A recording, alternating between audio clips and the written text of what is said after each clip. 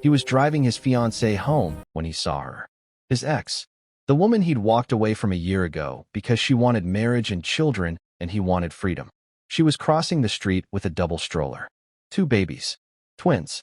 And when he did the math, counted back the months since he'd ended things, his entire world stopped. Because those children could only be his. And she'd never told him. Never called. Never asked for anything. Just disappeared and built a life without him while he'd been planning a wedding to someone else. Now he had a choice. Keep driving toward the comfortable future he'd arranged, or pull over and face the life he'd abandoned.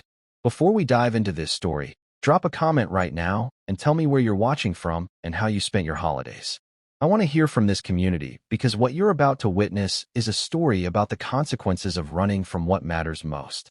Hit subscribe if you've ever made a choice you couldn't take back. Marcus Webb had built his entire life on control. Every decision calculated, every risk assessed, every move strategic. At 37, he'd turned a modest inheritance into a tech empire worth $900 million.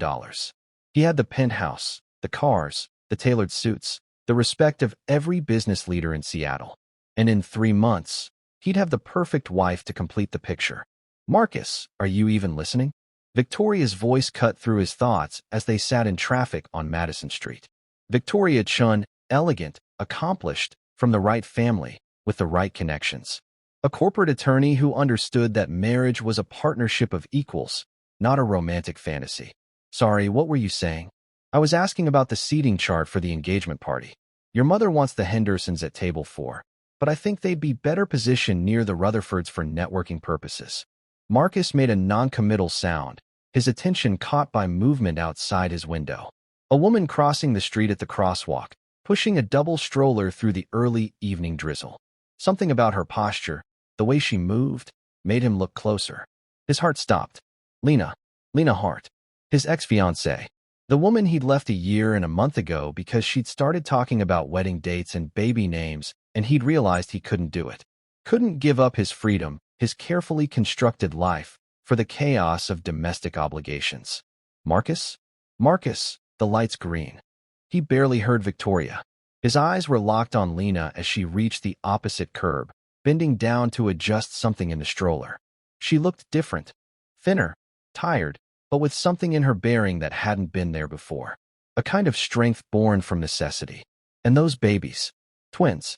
He could see them now as she shifted the stroller canopy. 2 small faces, maybe 4 or 5 months old. The car behind them honked. Victoria touched his arm. Marcus, you need to drive. He pulled forward mechanically, his mind racing, counting backward. 13 months since he'd ended things with Lena. If she'd been pregnant when they broke up, if she hadn't told him. No, she would have told him, wouldn't she? But the math was undeniable. And he'd been meticulous about protection, except for that one weekend in the San Juans. Their last trip together before everything fell apart. They'd forgotten to bring condoms, and she'd said it was fine. She'd handle it. And he'd been too caught up in the moment to question it. Are you all right? Victoria was studying him with concern. You look like you've seen a ghost. I'm fine, he lied. Just remembered something I need to handle at the office. He dropped Victoria at her downtown condo with a distracted kiss and promises to call later about the seating chart. Then he sat in his car in the parking garage and pulled out his phone. Finding Lena's number took effort. He'd deleted it months ago in a misguided attempt to move forward cleanly. But his assistant was thorough about backing up contacts. There it was, Lena Hart. His finger hovered over the call button. What would he even say? Hey, saw you with twins today. Are they mine? He couldn't. Not like this. Not without more information. Instead, Marcus did what he always did when faced with uncertainty. He gathered data. By the time he got home that evening, he'd hired David Chun, the most discreet private investigator in Seattle, to look into Lena Hart's current situation. I need to know everything, Marcus told David over the phone. Where she lives, where she works, and especially anything about the children she's caring for. Children. David's voice was carefully neutral. Twins. Infants. I need to know if I'm. He couldn't finish the sentence. Understood. I'll have preliminary information within 48 hours. Marcus spent those 48 hours in a state of barely controlled anxiety that was completely foreign to him. He'd built a career on staying calm under pressure, on making rational decisions while others panicked. But this wasn't business. This was something he'd spent his entire adult life avoiding. Actual, messy, uncontrollable human responsibility. Victoria noticed. You've been distracted all week. Is it the Henderson merger? Just some personal matters I'm sorting through. Personal matters? Marcus, we're getting engaged in 3 weeks. If there's something I should know. It's nothing. Old business from before we met. I'm handling it. He saw the doubt in her eyes, but she didn't push. That was the arrangement they'd made.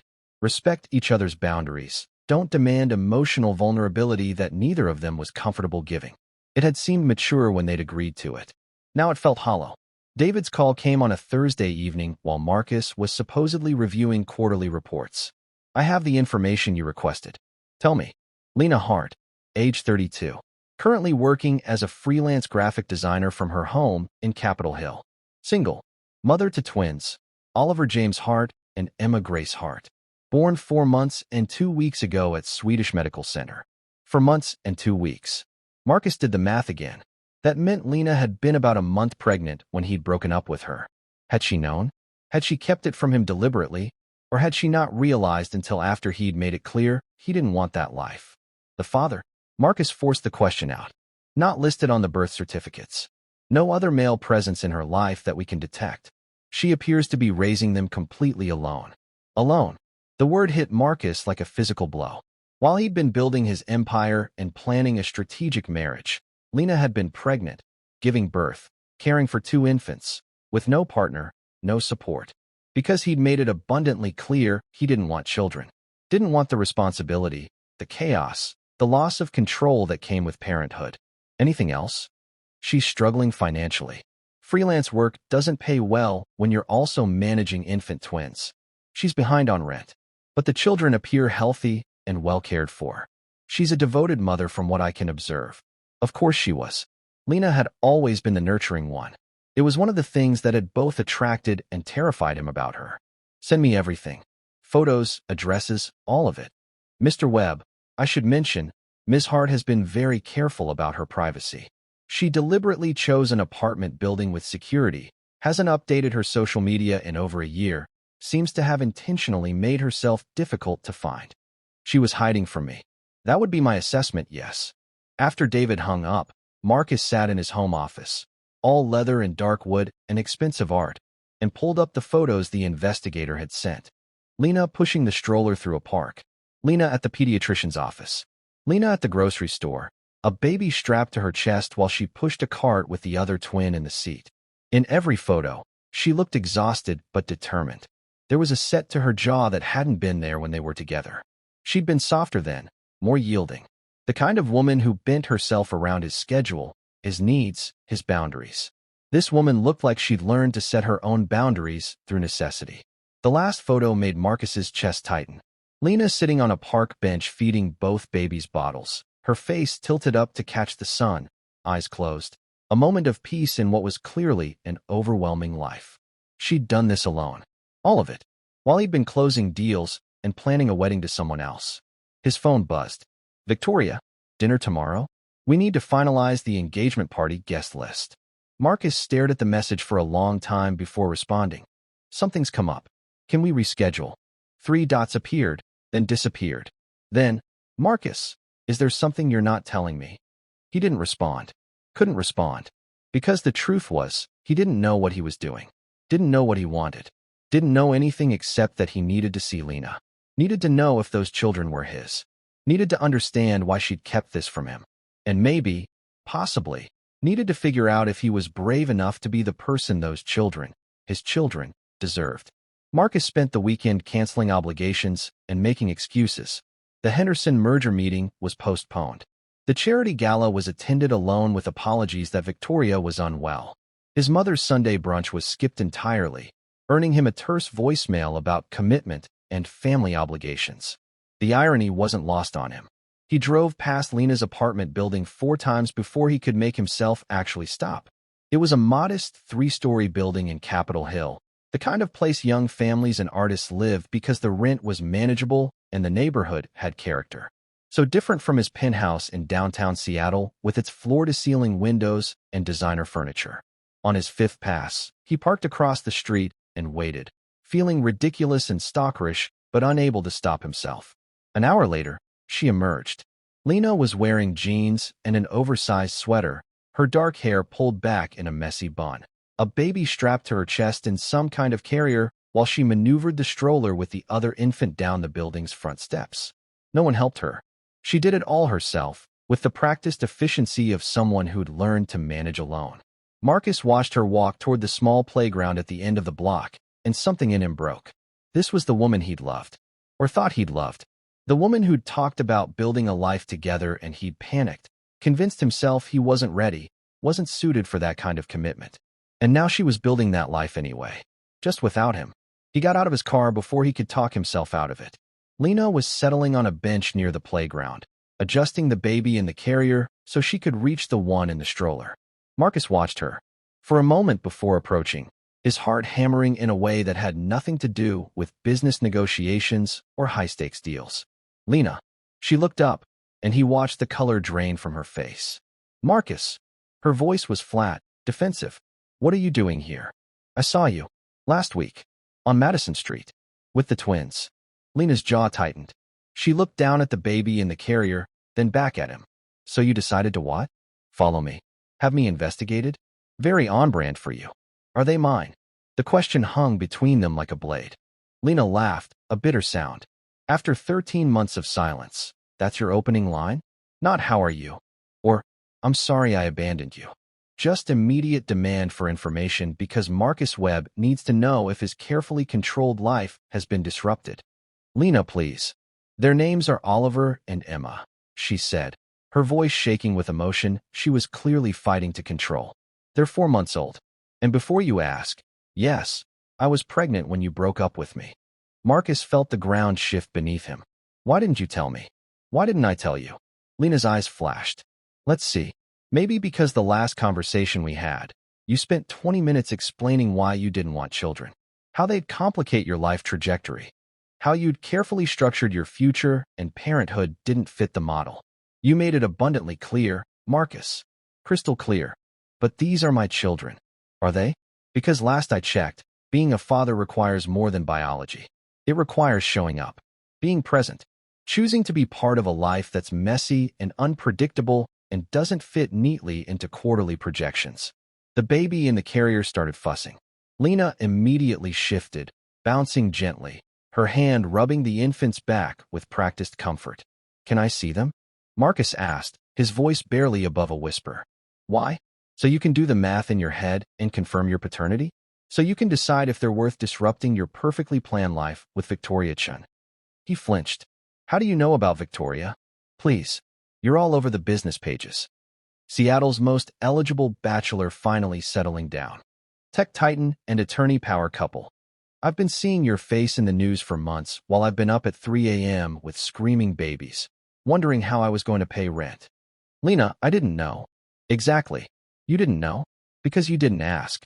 Didn't check. Didn't care enough to wonder if maybe our last conversation shouldn't have been you explaining all the reasons I wasn't enough for you. That's not what I said. It's exactly what you said, just in more polite language. The baby in the stroller started crying too. Lena looked torn, unable to tend to both at once. Let me help, Marcus said, stepping forward. You want to help? Now. But she was already lifting Emma from the carrier, which gave Marcus the chance to approach the stroller. He looked down at the baby. Oliver, she'd said, and felt his world realign. The child had his eyes. No question. The same unusual gray-green color Marcus saw in his own reflection every morning. Oliver was fussy, his small face scrunched up, tiny fists waving. Can I? Marcus gestured to the stroller. Lena studied him for a long moment, then nodded curtly. You have 5 minutes. Then I need to get them home for feeding and naps. Marcus reached down carefully, his hands that could close billion-dollar deals suddenly clumsy and uncertain. He picked up Oliver, supporting the baby's head the way he vaguely remembered being shown in some long-ago parenting class one of his friends had dragged him to. Oliver immediately stopped crying, looking up at Marcus with wide, curious eyes. And Marcus Webb, who'd spent 37 years carefully avoiding emotional vulnerability, felt something crack wide open in his chest. Marcus stood in that playground holding his son, and felt the weight of every choice he'd made in the past 13 months settle onto his shoulders like concrete. Oliver's tiny hand gripped his finger with surprising strength. The baby's eyes, so impossibly like his own, studied Marcus's face with the serious intensity only infants possess. As if Oliver could see straight through all the carefully constructed walls Marcus had built around himself. "He looks like you," Lena said quietly, now sitting on the bench with Emma cradled against her shoulder. "Oliver has your eyes, your stubborn chin. Emma looks more like me, but she has your temperament. Serious, observant, always calculating." Lena, Marcus didn't know how to finish that sentence. Sorry seemed inadequate. I didn't know was cowardly. I want to be involved sounded presumptuous. "You have money," Lena said, her voice carefully neutral. "I assume that's why you're here. You want to establish paternity, set up some kind of financial arrangement, maybe see them on occasional weekends when it's convenient for your schedule." "That's not." "It's fine, Marcus. I'm not going to keep you from them. But I need you to understand something." She stood, Emma still in her arms, and faced him directly. "I built this life without you. I found a way to work from home doing freelance design. I learned how to function on 3 hours of sleep. I figured out how to grocery shop with 2 infants. I established routines and support systems and a way forward. Alone," Marcus said, the word bitter in his mouth. "Alone," Lena confirmed. "Because you made it very clear that this wasn't the life you wanted. And I respected that choice, Marcus. I did. I could have called you, could have demanded you be part of this. But I remembered every conversation we had about your 5-year plan and your carefully structured future, and I thought, why would I force someone who doesn't want this responsibility to take it on? I should have had a choice." Lena laughed, sharp and humorless. "You did have a choice. You chose. You chose your career and your freedom and your perfectly curated life. I just didn't give you the chance to choose these babies and then resent them. Resent me for disrupting everything you'd worked for." Oliver started fussing again. Marcus awkwardly bounced him, the way he'd seen Lena do, and felt a surge of panic when it didn't immediately work. Here, Lena shifted Emma to one arm and reached for Oliver with the other, executing the transfer with practiced ease. Both babies immediately settled against her. The contrast was devastating. She was a natural, competent, clearly bonded with these children in a way Marcus couldn't begin to approximate. "I want to be involved," he said. "Really involved. Not just financial support." "Why?" Lena's question was direct, challenging. "Because you feel guilty? Because you're worried about how it looks if people find out you have children you're not raising? Because Victoria found out and gave you an ultimatum?" "Victoria doesn't know." That clearly surprised her. "You haven't told your fiancé that you might have children?" "I haven't told anyone. I needed to talk to you first. Needed to understand what happened. What happened is that I was pregnant and scared and alone, and you were busy building your empire. What happened is that I went through 9 months of pregnancy without a partner. Went through labor, 18 hours, by the way, because of course they were difficult, by myself. Brought them home to this apartment and figured out how to keep 2 tiny humans alive with no help and no instruction manual." Her voice was shaking now, 13 months of suppressed emotion finally breaking through the careful control. "I didn't sleep for more than 2 hours at a time for the first 3 months. I cried so much those first weeks that I worried the babies would think that was normal. I had no idea what I was doing, and there was no one to ask, no one to share the burden with." "Lena, do you know what it's like to be that alone? To be that scared? I kept thinking, what if something happens to me? What if I mess this up? What if I'm not enough for them?" Marcus felt his own eyes burning. "You should have called me." "Why? So you could tell me again how you didn't want this? So you could offer to pay for an abortion? So you could make me feel like these babies, these beautiful, perfect babies, were a mistake?" "I never would have." "You did, Marcus.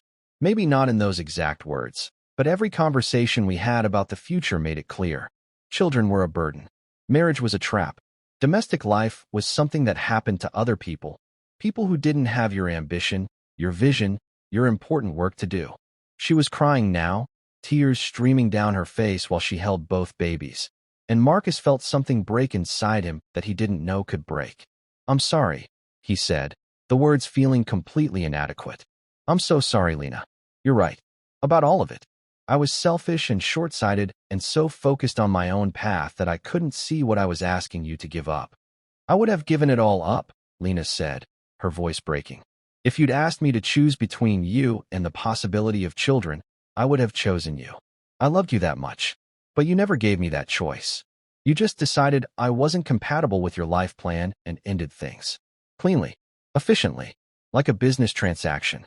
Marcus set down the diaper bag he'd been holding without realizing he'd picked it up. Let me help now. Please. Let me be part of this. It's not that simple. Why not? Because they need stability, Marcus. They need routines and consistency. They don't need someone who shows up when it's convenient and disappears when it gets hard. And I know you. I know how you operate. When work gets busy or a crisis hits or your attention is needed elsewhere, you'll prioritize that. Because that's who you are. People can change. Can they? Or do they just promise to change until the novelty wears off and old patterns reassert themselves? Oliver started crying in earnest now, his face scrunching up. Emma joined in immediately, as if they'd planned it. I need to get them home, Lena said, wiping her eyes with the back of her hand while trying to soothe both babies. They're due for bottles and naps, and I can't do this here. Let me drive you. Marcus, please, just let me help with something. Anything. Lena looked at him for a long moment. Exhaustion and something else, maybe hope, maybe just resignation, warring in her expression. Fine. Your car better have space for a double stroller. Marcus's Audi R8 did not, in fact, have space for a double stroller. Of course it doesn't, Lena said, a hint of bitter amusement in her voice. Why would Seattle's tech titan need cargo space? It's not like you have a life that requires practical considerations. I'll call my driver. He has an SUV. No. Lena's voice was firm. I'm not parading my children in front of your staff so they can gossip about this. We'll walk. It's only 4 blocks. So Marcus found himself pushing a double stroller through Capitol Hill while Lena walked beside him with the diaper bag over her shoulder, both babies now quiet after their crying jag. Left at the next corner, Lena directed. The building with the blue door. They walked in silence for a while. Marcus noticed things he'd missed from the car, how Lena automatically steered clear of cracks in the sidewalk, how she knew exactly which crossing signals were long enough to get the stroller across, how she greeted the owner of the corner bodega by name. This was her world now. These 4 blocks, this neighborhood, this small sphere of survival. I could get you a better apartment, Marcus said before he could stop himself. Somewhere with more space, an elevator, maybe a doorman. No. Lena, you're struggling financially. David told me you're behind on rent. She stopped walking. You had me investigated? Financially investigated.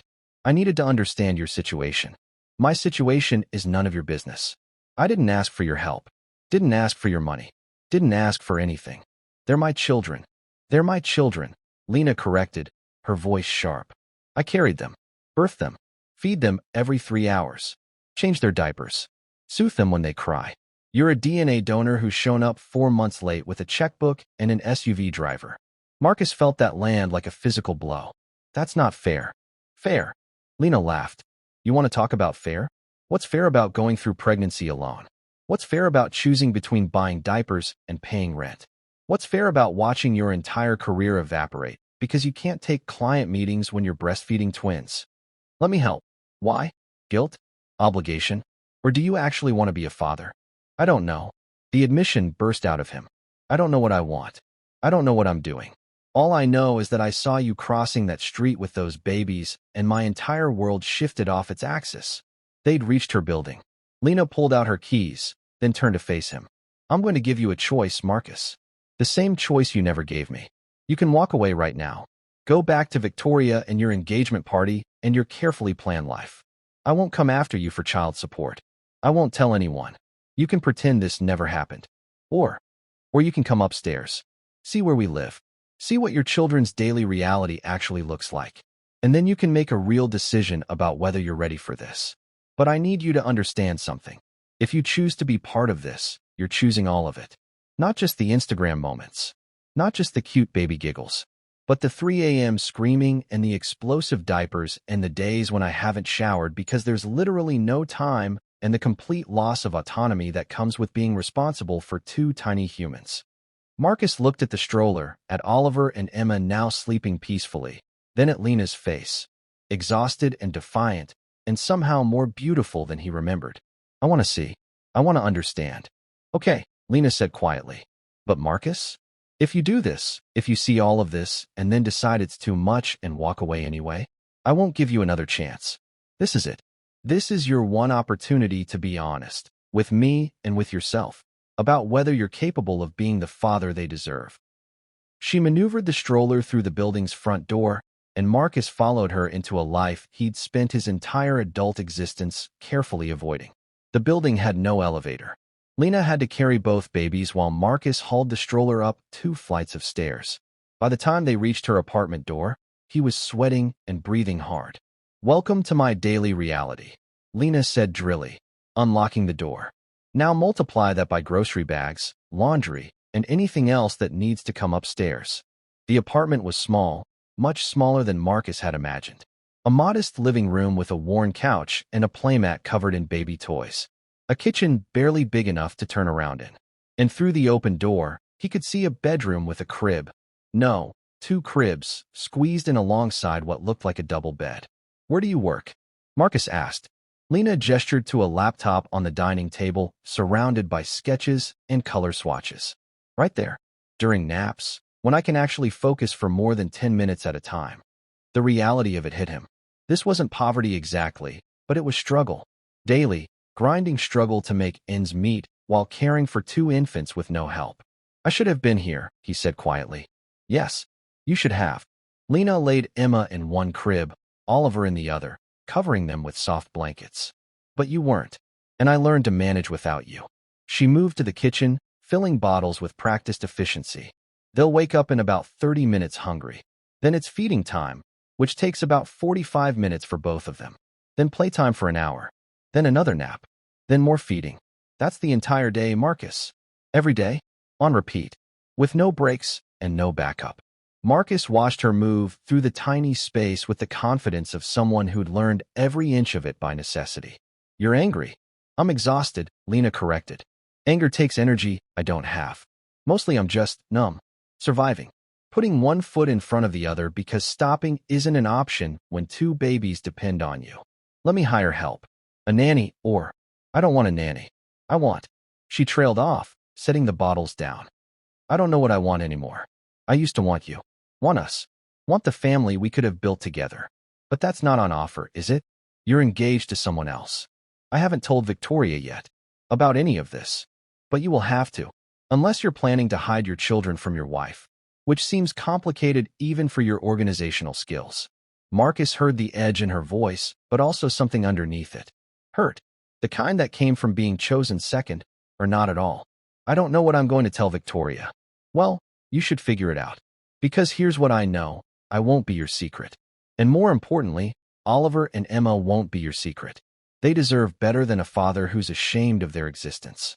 "I'm not ashamed." "Then what are you?" "Because from where I'm standing, you're a man who built a life with no room for the messy reality of children and is now trying to figure out how to squeeze them into the margins without disrupting your real priorities."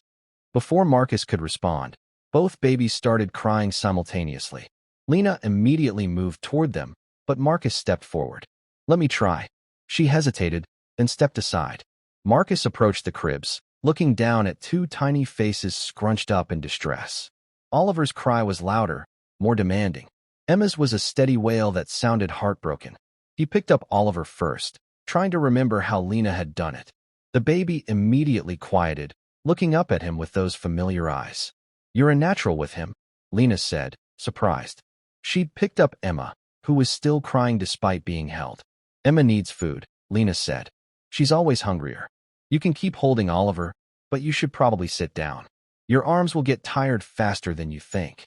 Marcus sat on the worn couch, adjusting Oliver against his chest.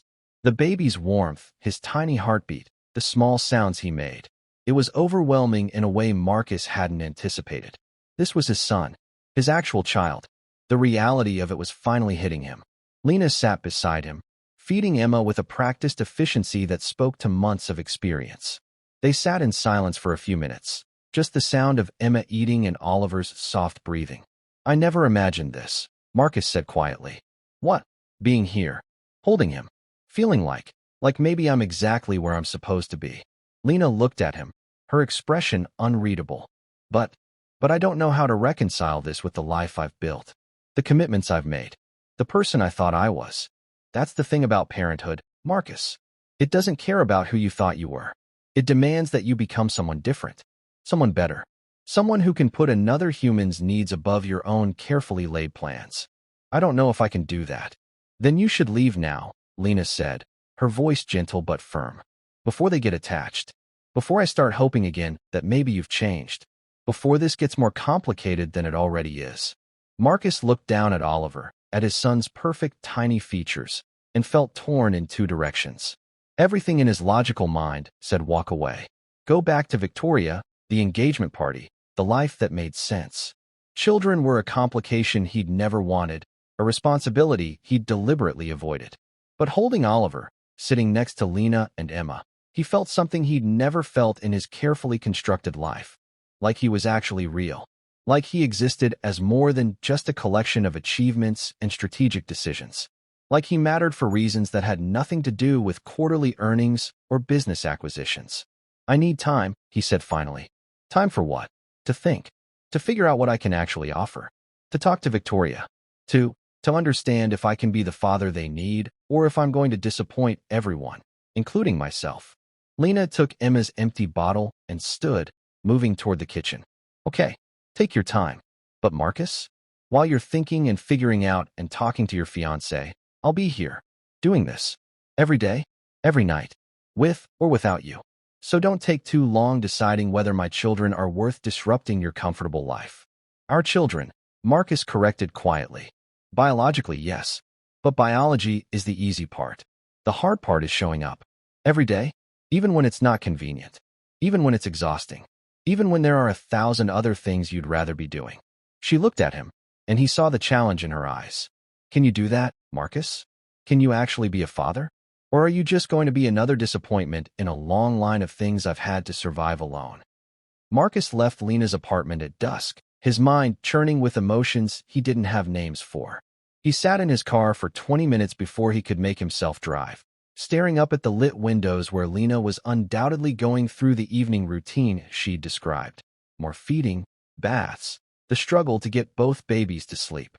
All of it alone. When he finally got back to his penthouse, the space felt hollow. Enormous and expensive and completely devoid of life. He poured himself 2 fingers of scotch and stood at the floor-to-ceiling windows, looking out at Seattle's skyline. His phone buzzed. Victoria, where have you been? Your mother has called me 3 times asking if we've confirmed the caterer. Marcus stared at the message. The engagement party. The wedding planning. The life he'd arranged with the precision of a corporate merger. He called her instead of texting back. Marcus, finally. I was starting to worry. Victoria, we need to talk.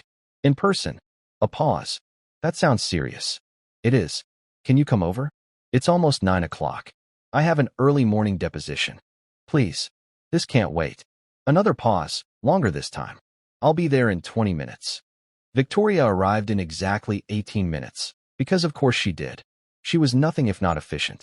She walked into his penthouse with her usual poise, tailored slacks, silk blouse, her hair still perfect despite the long day. All right, what's this about? You've been acting strange all week. Marcus gestured to the couch. You should sit down. I don't want to sit down. I want you to tell me what's going on. So he told her. Everything. Seeing Lena crossing the street. The investigation. The twins.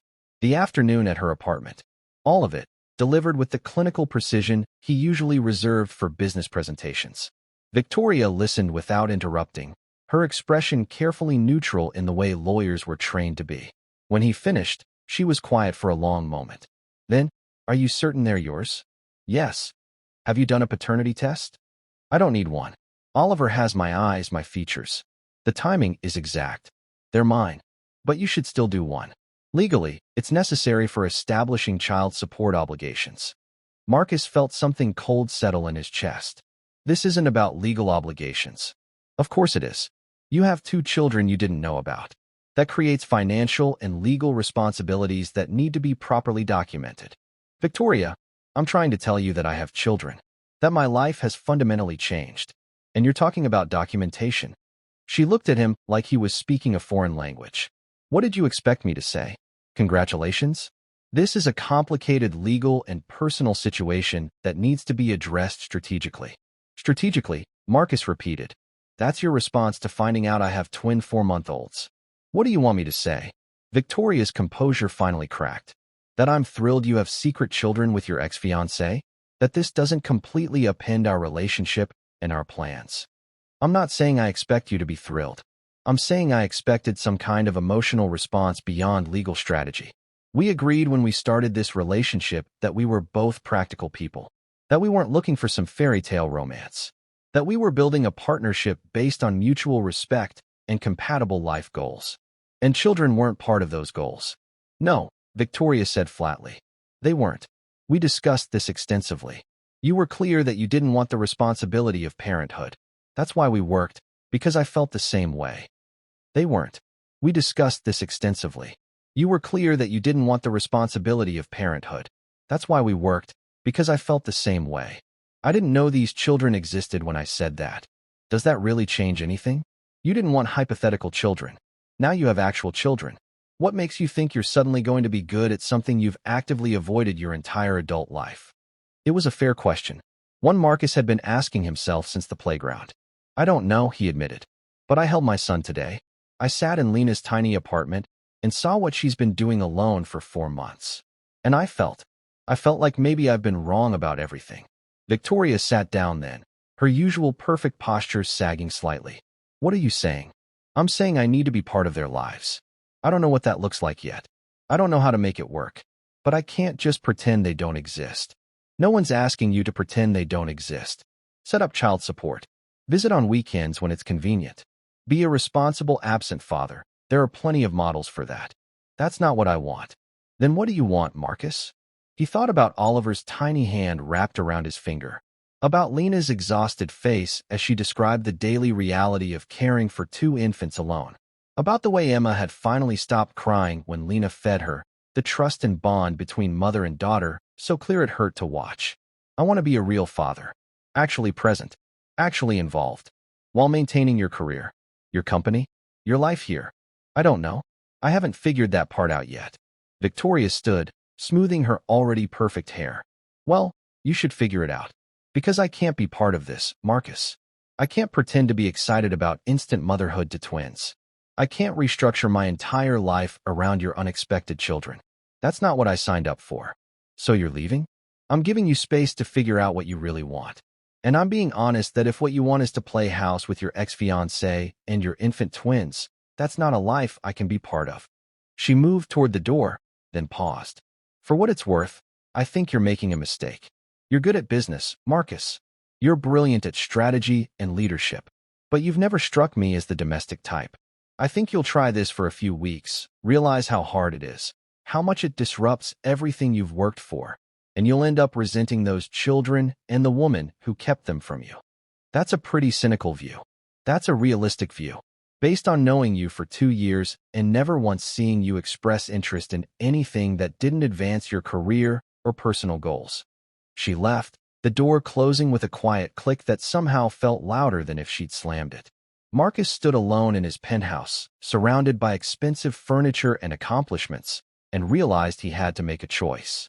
Victoria was right that he'd built a life with no room for mess or chaos or anything he couldn't control. But Lena was also right that biology didn't make you a father. Showing up did. Being present did. Choosing those children every day did. Could he do that? Could he reorganize his entire existence around 2 tiny humans who couldn't even talk yet? His phone buzzed. A text from a number he didn't recognize. This is Lena. I have a new phone number. Emma was sick tonight. Just a cold, but her first illness, and I was terrified. Got her to the pediatrician. She's fine. Oliver is fine. I'm fine. Just thought you should know they exist, even when you're not in the room. The message wasn't accusatory, just factual.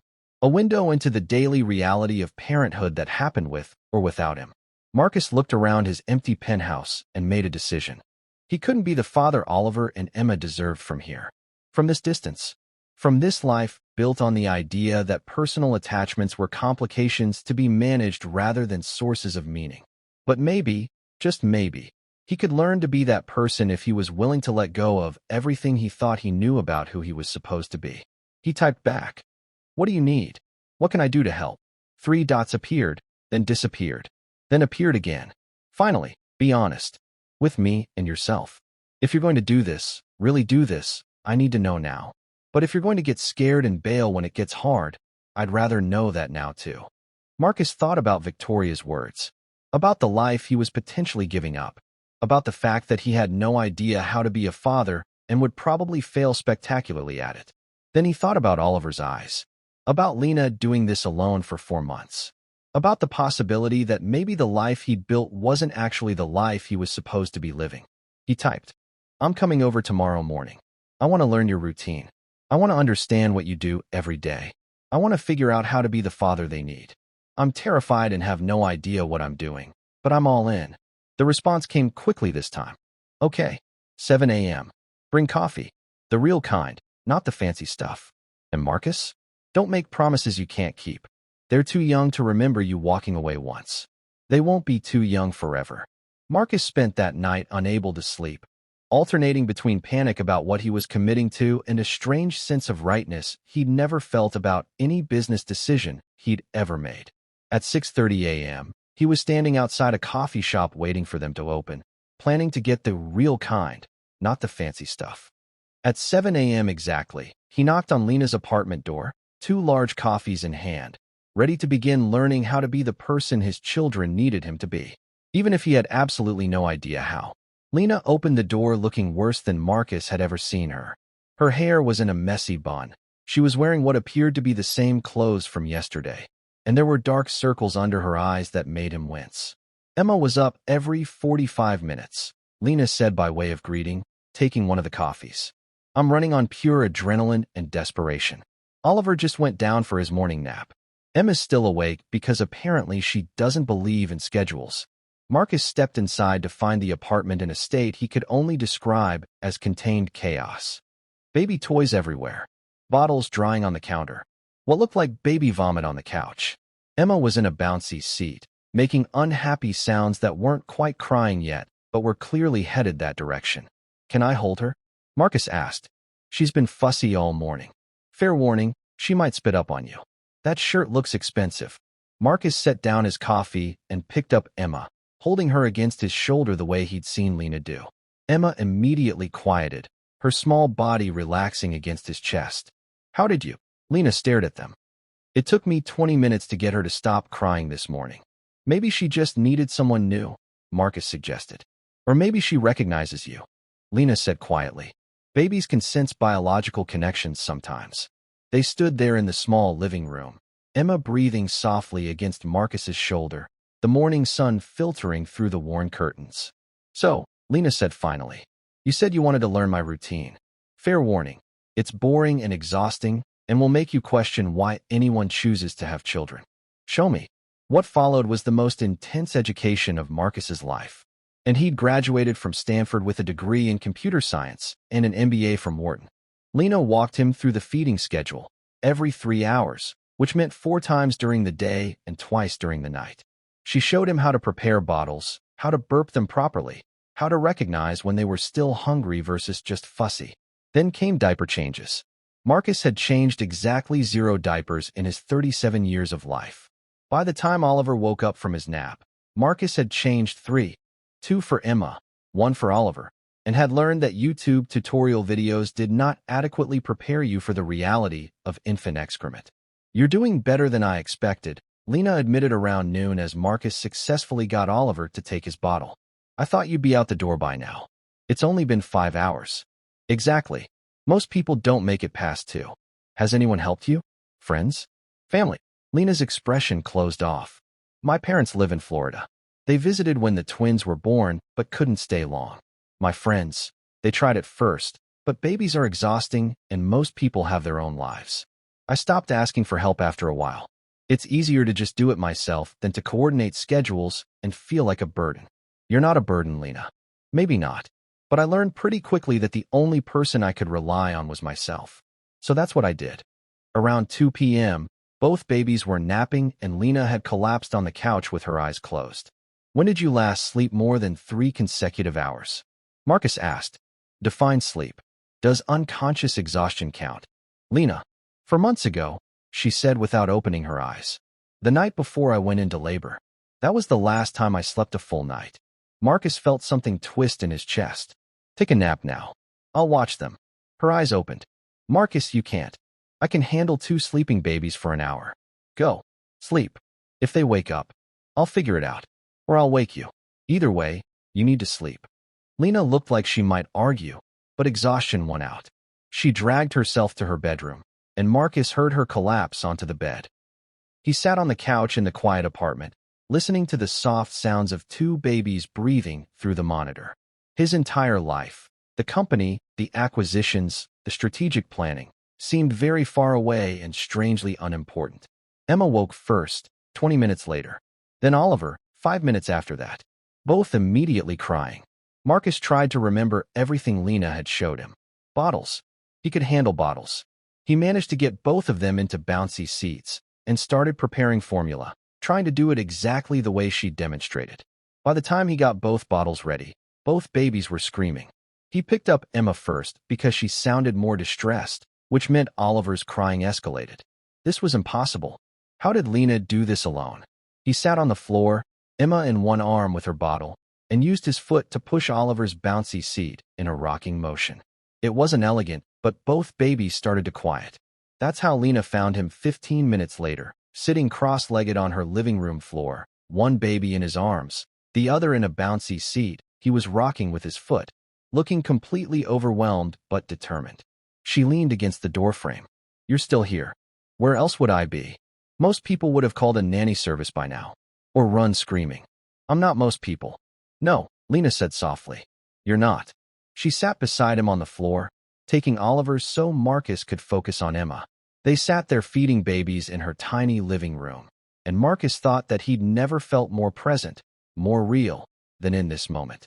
I need to tell you something, Lena said, about why I didn't call you when I found out I was pregnant. You don't have to explain. I do.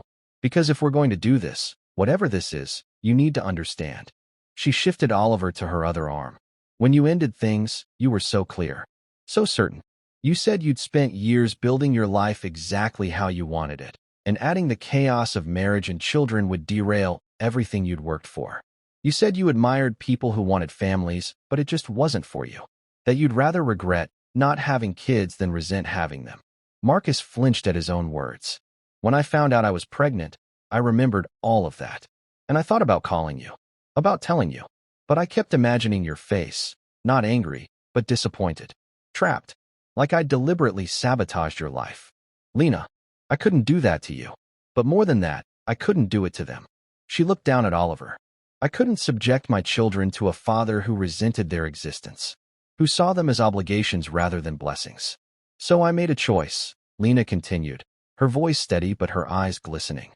I chose to raise them in a home where they were wanted, even if that home was small and struggling, even if it meant doing everything alone.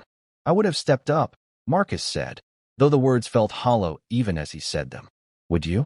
Or would you have written checks and hired nannies and kept them at arm's length while you continued building your empire? She wasn't accusatory, just honest. The Marcus I knew 13 months ago wasn't capable of this. She gestured to him sitting on her floor, covered in spit up, feeding a baby. That Marcus would have done the responsible thing, financial support, scheduled visitation, maintaining boundaries so his real life didn't get too messy. Maybe you're right, Marcus admitted. Maybe I wasn't ready then. And now? He looked down at Emma, who'd finished her bottle and was looking up at him with unfocused baby eyes. Now I'm terrified. I have no idea what I'm doing. I've already messed up 6 things just this morning. But I can't walk away. Every instinct I've spent my entire life cultivating is screaming at me to go back to my controlled, predictable existence. But I can't, because they matter more than my comfort. Lena was quiet for a long moment. What about Victoria? We're done. She made it clear that instant parenthood wasn't part of her life plan. I can't fault her for that. It's exactly what I would have said 6 days ago. So you broke up with your fiancé because of us? I broke up with Victoria because she was right. I've changed. Or I'm changing. And the person I'm becoming isn't compatible with the life we were planning. Emma started fussing. Marcus automatically adjusted her position, bouncing slightly the way he'd seen Lena do. The motion was already becoming familiar. Oliver needs to be changed, Lena said. Want to try again? Yes. But fair warning, I'm still terrible at it. You'll get better. Practice makes adequate, if not perfect. They spent the rest of the afternoon in a routine that was simultaneously exhausting and strangely peaceful. Feeding, changing, playing, soothing. Marcus watched Lena move through it with practiced efficiency while he fumbled his way through each task. Around 5 p.m., his phone started buzzing. He'd silenced it hours ago, but could see the notifications piling up. Missed meetings. Unanswered emails. His assistant asking if he was all right. "You should probably get that," Lena said, noting his glance at the phone. "It can wait. Marcus, you have a company to run. I know you're here trying to prove something, but you can't just abandon your responsibilities," says the woman who's been handling double my responsibilities for 4 months straight. "That's different. I don't have a choice." "Neither do I. Not anymore." Marcus set his phone face down on the table. "I'll handle it later. Right now, Oliver needs a bath, and I want to learn how to do that without drowning him." Bath time was a revelation. Oliver loved the water, kicking and splashing while Marcus tried to support his tiny, slippery body. Emma was less enthusiastic, but tolerated it with stoic baby dignity. "You're a natural with them," Lena observed, taking photos on her phone. "It's kind of unfair, actually. It took me weeks to get this comfortable. You didn't have a teacher. I have you." After baths came the nighttime routine. Bottles, books, even though they couldn't understand words yet. Songs, Lena's voice, soft and sweet, singing lullabies Marcus didn't know, and the careful dance of getting 2 babies to sleep at roughly the same time. By 8 p.m., both twins were down in their cribs. Marcus and Lena collapsed on the couch, exhausted. "Now what?" Marcus asked.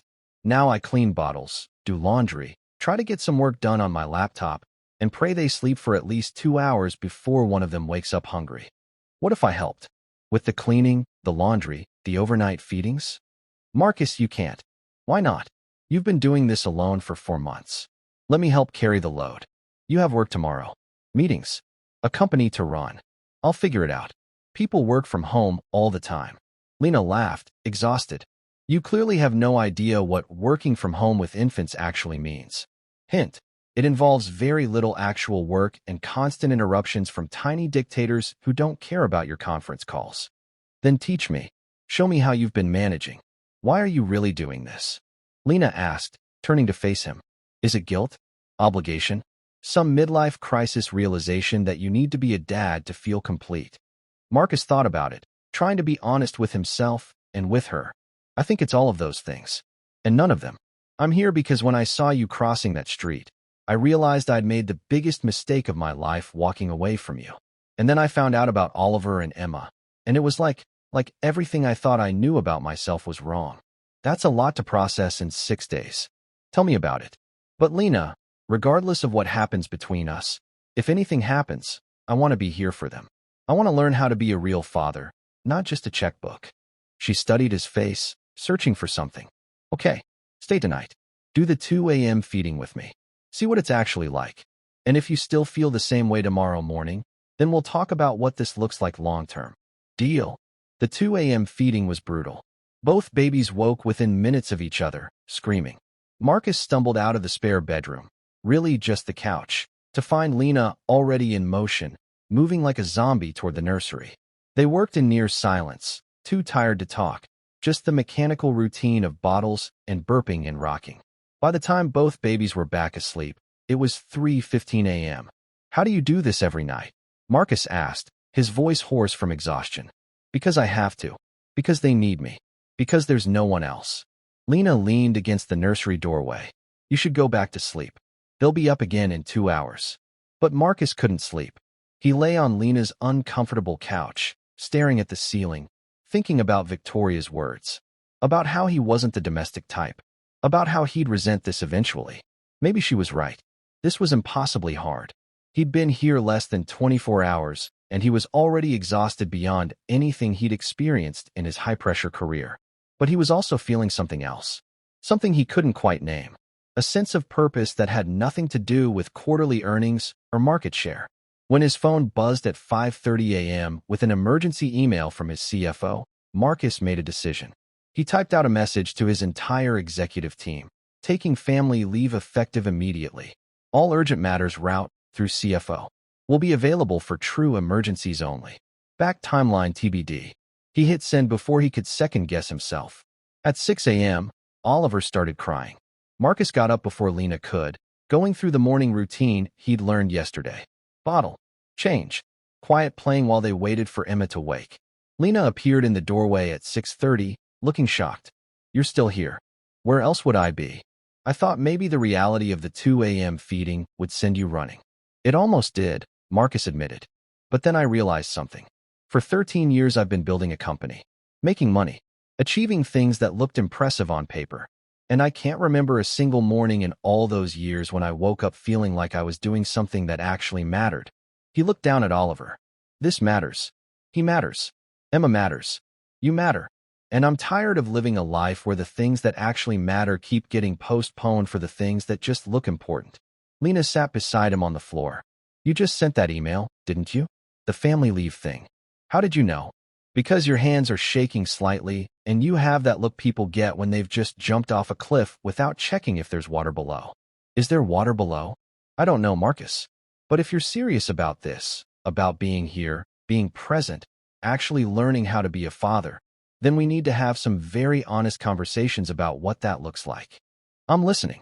Over the next 2 weeks, Marcus learned more about himself than he had in the previous 37 years combined. He learned that he could survive on 4 hours of fragmented sleep. That baby poop was somehow both less disgusting and more varied than he'd imagined. That the sound of a baby's laugh could make even the worst day feel worthwhile. He also learned that he was terrible at multitasking, that his perfectionist tendencies made simple tasks complicated, and that infants had zero respect for schedules or efficiency. You're overthinking the diaper, Lena said for the dozenth time, watching him try to achieve perfect symmetry with the tabs. If it's not on correctly, he'll leak. It's a diaper, not a structural engineering project. Good enough is actually good enough. Marcus had moved into Lena's apartment officially on day 3, sleeping on the couch and sharing all nighttime duties. His penthouse sat empty across town, a monument to a life he was rapidly leaving behind. His mother had called 6 times. He'd answered twice, both conversations ending with her expressing grave concern about this sudden irresponsible behavior, and him gently but firmly telling her he was exactly where he needed to be. Victoria had texted once. I hope you know what you're doing. Call me when you come to your senses. He'd deleted the message. But the hardest part wasn't his old life calling him back. It was figuring out how to build a new life that actually worked. We need to talk about the long term, Lena said one evening after the twins were asleep. You can't live on my couch forever. Why not? Because you're 6'2" and that couch is 5 feet long. You're going to permanently damage your spine. I've slept in worse conditions. Marcus, be serious. What's the actual plan here? You took family leave from your company, but that can't be indefinite. Eventually, you'll need to go back to work. And this apartment is barely big enough for me and 2 babies, let alone adding a whole adult man. We could get a bigger place. Together. Lena set down the bottle she'd been washing. Together? Why not? We're both here, both raising them. It would make practical sense to share space and responsibilities. Practical sense, Lena repeated. Marcus, are you asking me to move in with you because it makes practical sense? I'm asking because I want to be here, with you and them, all the time, not just visiting, not just scheduled parenting time. I want to be a family. We're not a couple anymore. You can't just decide we're going to play house because you've had a revelation about fatherhood.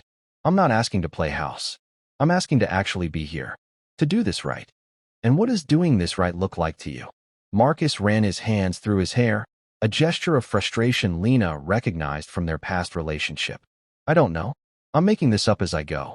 All I know is that sleeping on your couch and sharing 2 a.m. feedings is the most real I've felt in years. And I don't want to go back to that empty penthouse and pretend this isn't my actual life now. Lena was quiet for a long moment. I need time to think about this. About what it means. About whether I can trust that this isn't just some temporary phase before you remember how much you value your freedom. How do I prove it's not temporary? You can't. Not yet. Trust is built over time, Marcus. Through consistent action, not grand gestures. So Marcus stayed on the couch and showed up every day. Through the good days and the hard days and the days when both babies seemed to cry in harmony for hours. He learned Oliver's favorite way to be held. Emma's specific cry that meant gas versus hunger versus needing to be walked around. The exact temperature Lena liked her coffee.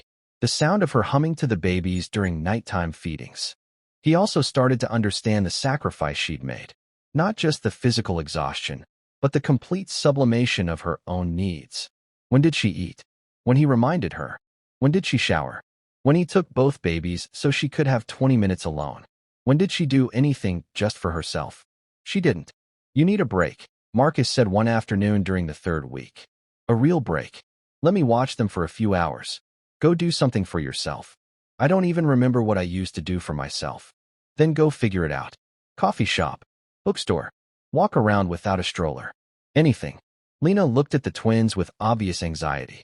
What if they? I can handle it. I've been doing this with you for 3 weeks. It's time you trusted me to do it alone. She left reluctantly, checking her phone every 10 minutes at first. Marcus sent her photos. Oliver sleeping, Emma being adorable, both babies clearly fine, until she finally relaxed enough to stop checking. She came back 3 hours later looking different.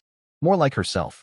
She'd gotten her hair cut, bought new clothes that actually fit her post-baby body, and had the slightly dazed look of someone who'd remembered what it felt like to exist as an individual. Thank you, she said quietly. For what? For seeing that I needed that. For caring enough to make it happen. Lena, you've been giving pieces of yourself away for 4 months. Someone needed to give something back. That night, after the babies were asleep, Lena sat beside Marcus on the couch. I've been thinking about what you said, about finding a bigger place together. And I'm terrified, because I'm starting to believe you might actually stick around. And if I let myself believe that, if I let us build something together, and then you change your mind. I won't change my mind. You don't know that.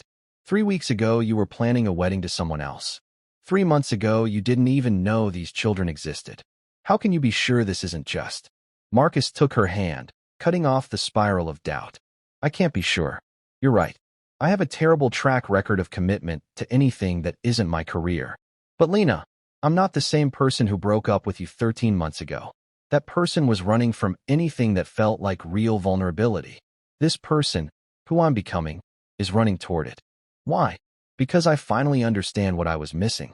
All those years of building and achieving and accumulating. I was collecting symbols of success while completely missing the actual substance of life. You and Oliver and Emma, you're the substance. Everything else is just decoration. Lena's eyes were bright with unshed tears. I want to believe you. Then believe me. Or don't believe my words, believe my actions. I'm here. Every day, every night, every 2 a.m. feeding, and every diaper explosion, and every moment in between. That's not going to change. Okay, she said softly. Okay, let's look for a place together. But Marcus, we're not jumping back into a relationship. We're co-parenting, creating a home for our children. What happens between us, if anything happens, that's separate. That's something we figure out slowly. I can live with that. Finding a place that worked for their unconventional family unit took 2 weeks and 17 viewings.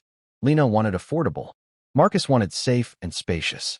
They compromised on a 3-bedroom house in Wallingford with a yard, good schools nearby, and a mortgage Marcus could afford even if Lena contributed nothing. I'm paying half, Lena insisted. You're raising our children full-time and trying to maintain freelance work. Let me handle the housing. I'm not a kept woman, Marcus. You're a mother doing the equivalent of 3 full-time jobs. Let me contribute proportionally to my income. That's not keeping you. That's equity. They moved in on a Saturday, with help from a moving company for Marcus's minimal belongings and a van for Lena's. The house felt enormous after her tiny apartment. The babies can share a room for now, Lena said, setting up cribs in the smaller bedroom. The other one can be your office. You'll need space to work. I'm not going back to work. Not yet. Marcus, you've been on family leave for over a month. Eventually I'll figure out how to restructure my role at the company. Work remotely more. Delegate things I used to insist on controlling personally. But right now, Oliver and Emma need me more than Morrison Tech does. And when they're older, when they're in school, I don't know. Maybe by then I'll have figured out that there are things more important than being CEO. Or maybe I'll have found a way to do both. But I'm not going to make that decision based on fear of missing out on my career. I already missed the first 4 months of my children's lives. I'm not missing any more. That first night in the new house, They established separate bedrooms. Marcus took the master. Lena took the room next to the nursery. "This feels weird," Lena said, standing in the hallway between their rooms. "Like we're playing house, but following some script no one gave us. We're writing our own script, making it up as we go." "That's terrifying." "Agreed. But less terrifying than trying to fit into someone else's model of what a family should look like." Oliver started crying. They both moved toward the nursery automatically, meeting at the door. "I've got him," Marcus said. "I'll get Emma up for her feeding so they're on the same schedule." They worked together in the dim nursery, the only sound the soft cries of babies and the quiet comfort of parents who'd learned each other's rhythms. This was their life now. Messy and beautiful and nothing like Marcus had planned. But it was real, and real was better than perfect. Over the next few months, they developed a routine. Marcus handled morning duties while Lena caught up on sleep. Lena took afternoons while Marcus worked remotely for a few hours. Evenings they tag-teamed. Nights they alternated. Marcus did Sunday through Wednesday. Lena did Thursday through Saturday. Marcus hired help, a part-time nanny to give them both breaks, a housekeeper to handle cleaning so neither of them collapsed from the combined weight of childcare and household management. "I could get used to this," Lena admitted one Saturday afternoon while the nanny watched the twins, and she and Marcus actually sat down for lunch together. "Used to what?" "Having support.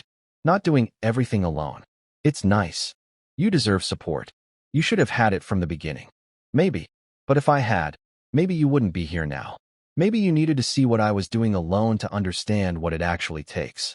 "That's a generous interpretation. Or maybe I'm just too tired to hold on to anger anymore." Lena took a bite of her sandwich.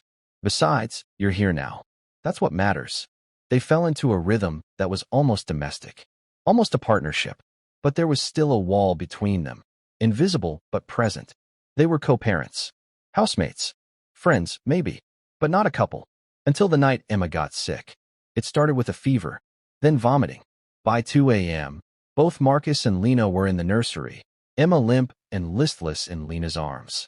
"We need to take her to the emergency room," Marcus said, already grabbing the diaper bag. "What about Oliver?" "I'll call the nanny. She can come watch him." At 2 a.m., "I'll pay triple. This is an emergency." The ER was a blur of worried waiting and tests and finally a diagnosis. Severe stomach bug, but nothing life-threatening. Emma would need 4 fluids and observation, but would be fine. Marcus and Lena sat together in the uncomfortable hospital chairs, Emma finally sleeping in Lena's arms within 4 in her tiny hand, and Marcus saw Lena finally break. "I was so scared," she whispered, tears streaming down her face. "I thought, what if it was something serious? What if I'd missed something? What if?" Marcus pulled her against his shoulder, careful not to disturb Emma. "She's okay. You did everything right. You're an amazing mother." "I've been so scared this whole time," Lena admitted. "Every day, terrified I'm going to mess up, that I'm not enough, that something's going to happen and I won't know what to do. That's called being a parent. The fear never goes away, but you don't have to carry it alone anymore."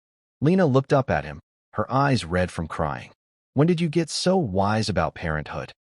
"About 2 hours ago when I realized that loving someone means being terrified about their well-being. And Oliver and Emma, I love them so much it physically hurts. I didn't know that was possible." "And me?" Lena asked quietly. Marcus looked at her, exhausted, beautiful, the mother of his children, the woman he'd walked away from and found his way back to. "You?" "Lena, I never stopped loving you. I was just too stupid and scared to understand what that meant. I'm still figuring it out.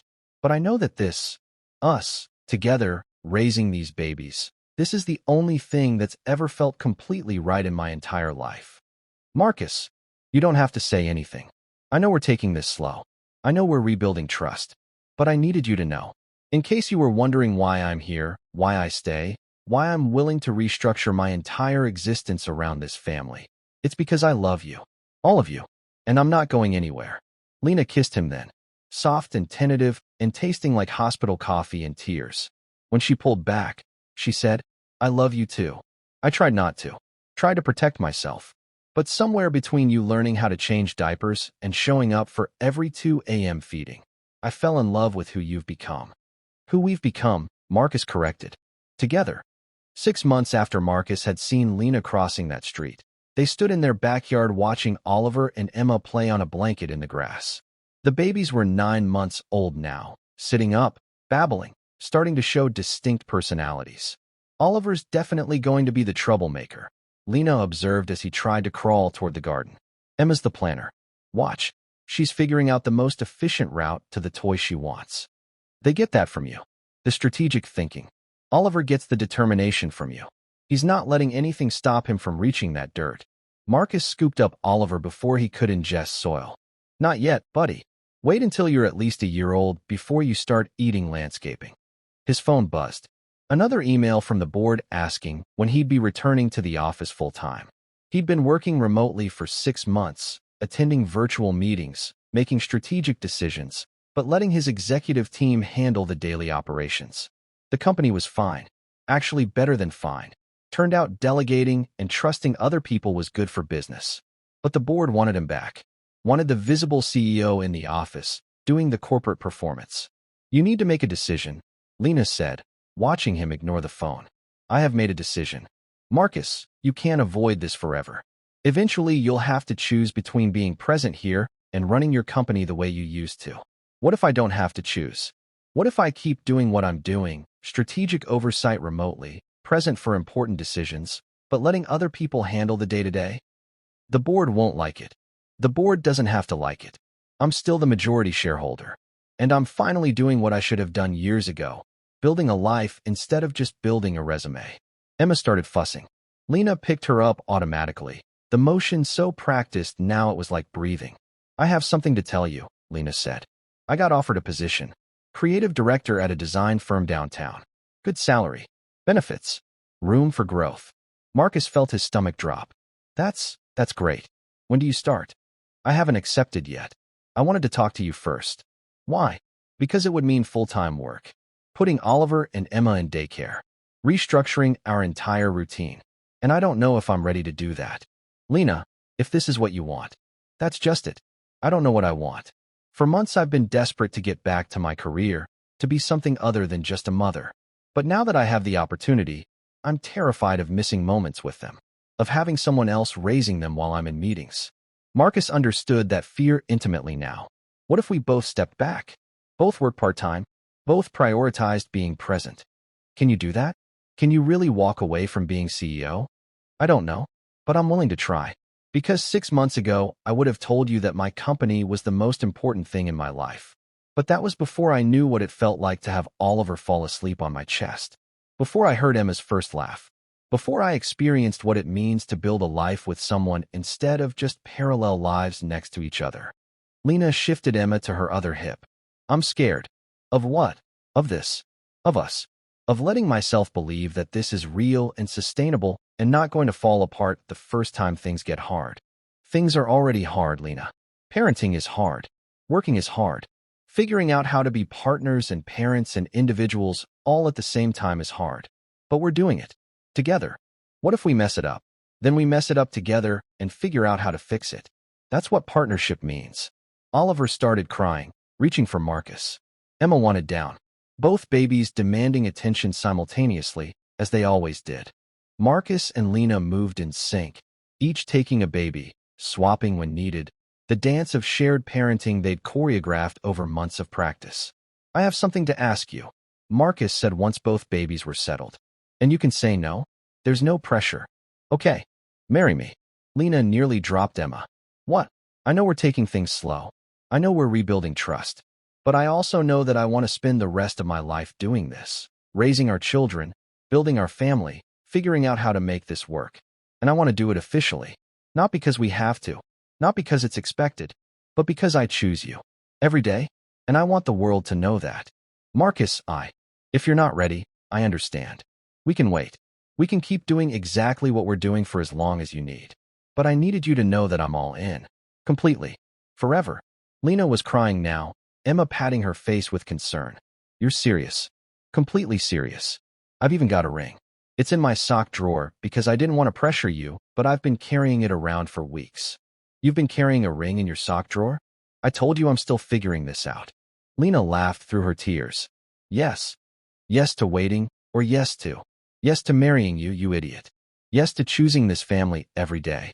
Yes to being terrified together. Yes to all of it. Marcus kissed her, Emma squished between them, Oliver making annoyed baby sounds at being ignored.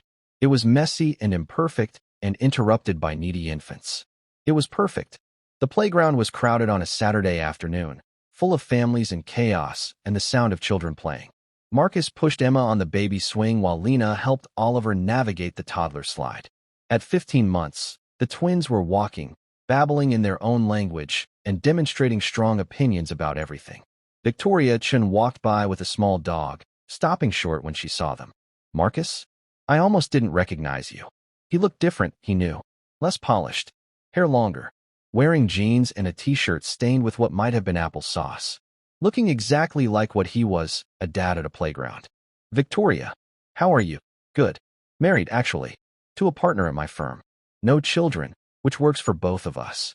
She looked at Emma, then Oliver. These are yours, Emma and Oliver. And this is my wife, Lena.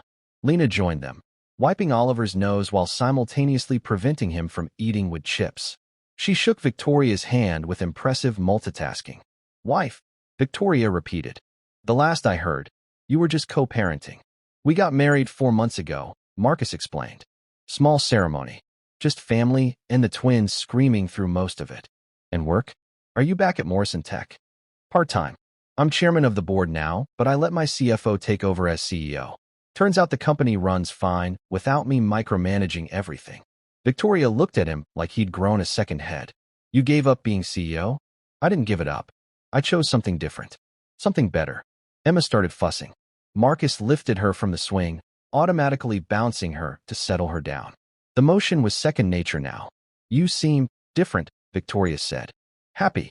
I am. Exhausted, covered in various baby fluids, and completely different from the person you knew. But happy. I'm glad. Really. I thought you'd regret this whole thing, but clearly I was wrong. After Victoria left, Lena slipped her hand into Marcus's free one. Do you ever regret it? Not once. Not even for a second. Do you? I regret that you missed the first 4 months. I regret that I kept them from you. But everything after that, everything we've built, no regrets. Oliver toddled over, arms up, wanting to be held. Marcus scooped him up too, now carrying both twins. This was his life now. Chaotic, exhausting, expensive, nothing like he'd planned, and absolutely everything he needed. He thought about that moment a year ago, seeing Lena cross the street with a stroller, how his entire world had shifted in an instant. How one decision, to pull over, to investigate, to show up, had led to this. To a family, a real one, built not on strategy or planning, but on showing up every day and choosing each other over and over again. What are you thinking about? Lena asked. About how I almost missed this. All of it. Because I was too busy building a life that looked impressive instead of one that actually mattered. And now I know the difference. They gathered the babies, the diaper bag, the scattered toys, and headed home. To the house they'd made a home. To the life they'd built together. To the future they were writing one messy, beautiful day at a time. Marcus Webb had spent 37 years thinking he knew what success looked like. Turned out he'd been completely wrong. This, Emma's hand tangled in his hair, Oliver babbling nonsense, Lena laughing at something ridiculous, the chaos and noise and complete lack of control. This was success. Everything else had just been practice for the only thing that really mattered. Showing up for the people you loved and choosing them every single day.